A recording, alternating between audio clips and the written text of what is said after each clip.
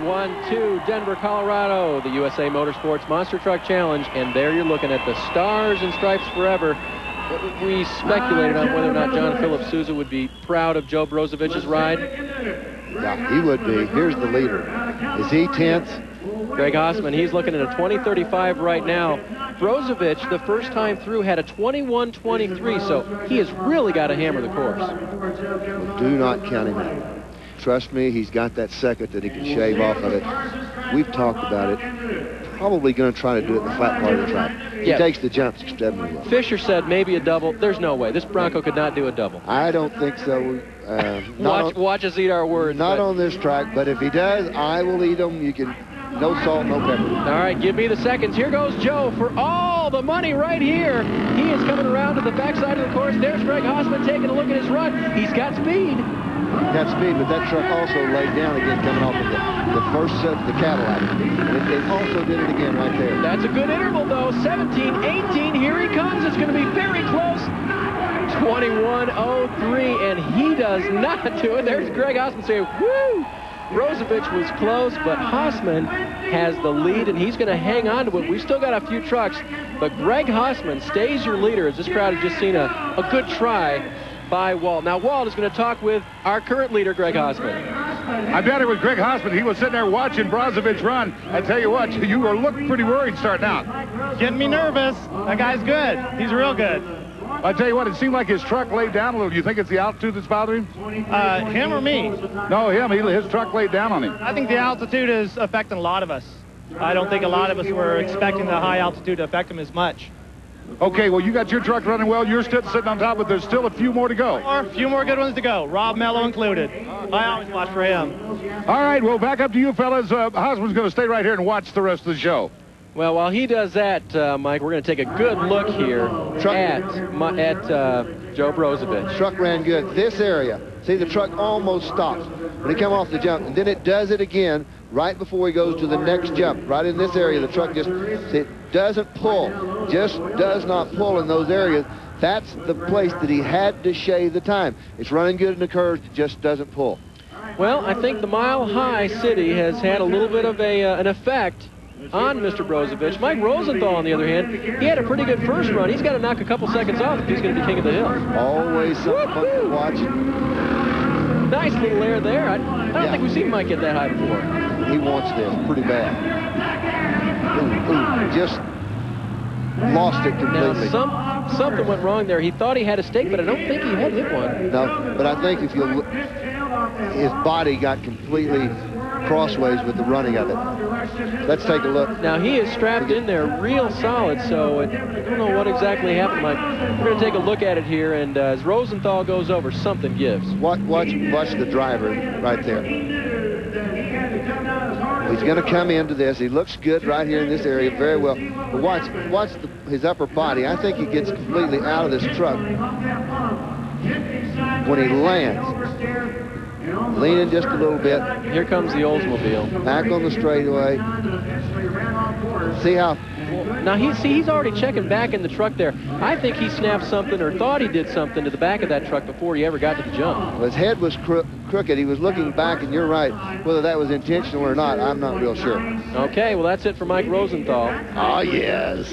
Now, this truck was real fast in round one. In fact, it's got the potential to do it, but, man, 5,000 pounds of international truck, you think? If anyone can get it out of an international, Ed Long's the man. And that smile, folks, that is characteristic of Eddie Long. He is just down there having a good time.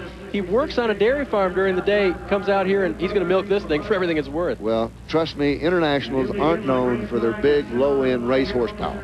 But if he can get it, he will. All right, International Air is the name of the truck. Eddie Long is the name of the driver. Here he goes. Move the radiator to the back for a little weight transfer.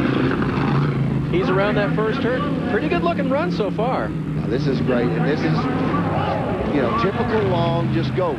And now, boy, he's going to be close at the end here if he can just get it around this last corner. Big National, Air International. 22:15. He is not going to do it. And he knocked about 8/10 off of that time the first time. So Eddie Long brings the day to a halt for International Air. Our leader seems to be still happy Greg with Haasman's that. pretty psyched about that. He's seeing the competition dwindle. Well, now Levi, young Levi, his dad's here working on this with him. Pretty proud of the young kid. I just love the look of that truck. Nice 1972 Ford Bronco. Got the catcher going in the back there, spiderweb looking thing, and that's nice. I just like it. Well, he's got the good harness and the neck brace, and I tell you, those are two of the most important things that you can have in this kind of racing. Well, it's like a sprint car has his arms held in there. These guys really need to have their upper body. Well, as we saw Rosenthal, he could lean all the way out. We're speculating whether that were not, or whether or not that was his problem, but Levi Hahn getting ready to go here in his little Ford Bronco. That's a 72 Bronco for those of you keeping score. But watch his head and his upper body. He's really having a hard time keeping that upright and keeping the concentration on the track. Going for everything it's worth, but it's bone jarring. Oh, big time here. Oh, Levi. That's got to be bone jarring. The fenders are hanging a little wide now. And he's going to find the finish line, but not after he about jarred himself out of that thing. Super run for the young guy from Bellevue, Colorado. Sparks were everywhere. I think this gets the Air Award tonight, Gallaway. No doubt about that. Look how he's just taking a beating, and his hands are coming off of the wheel. Here it comes over the olds.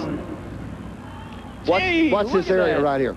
Oh, man. I can't believe that. He landed square on all four. Kid doesn't let up, but he did take out some stakes. He almost took out one of the Jersey barriers there, too. Still on the throttle and still going to the finish line. That was a nice run. Hey, Levi Hahn, you can come back and do this anytime. The crowd loved it. Well, Shane Ballard in the Zebra. Now, he's got a legitimate shot. 22.35 the first time, and that was on, let's say, the lesser run. He's going to let it all hang out now. And he has laid down some very impressive passes. This truck is, the way it handles, the way the suspension is, it's the way you want one of them. You know, it's not real soft, it's not real hard. The truck lands and lands beautifully. Nice air. Sets up well. Good jump on the last one. That hurt. He's got it corrected, though. Good spin around the end. It's going to be tight. Not tonight. Nice try on the end there, though. He takes it over the last two jumps, too. Barely got her shut down. I believe he bottomed the suspension out when he landed down on the end to our right. Well, we're going to take another look at Shane's help there as we see the next one coming out. Look at the air he gets here. Coming up real high. Everything's fine there. It would be. Oh, he takes a beating when it lands. See, the fender's a little loose right there, and that didn't happen before the race. It was afterwards. Well, folks, this truck was not only entertaining, it was fast. It made it to the Fast 15 for our second round here. This is John Penrod, and he had a great first run. He hasn't even fixed the tailgate yet there. Rusty. It was great. We had things flying out the backs. We had... The question is, will the tailgate be there when the race is over? The other thing I like, he's still got the blinker on. We still know he's turning left on this track. Well, it is the true left turn track. Out of Pueblo, here comes John Penrod, and that tailgate's not going to last. Not going to make it there. It's history. I think it's gone. But what's next? The Bondo, the bumper. Here he comes. Oh, he's got a stake. Well, it doesn't make him any difference. He's still charging the track. They're going to have to pick up this place after he gets done. I'm not real sure this truck weighs very much now. The top's coming off. Oh, man, what? He's still going. He wants to take it for lap 2. And you bet, John Penrod, you did a great job. This crowd is going nuts. The fenders are flopping. The top's trying to come off of it. He's just having a good time. I'm guessing John has some friends and family in the stands here, too. Let's take another look at John Penrod giving some parts away here at Denver. Reducing the weight of the overall weight of the truck. So it's a strategy move is what you're telling me. Shuts it right there. Now we're going to take it off.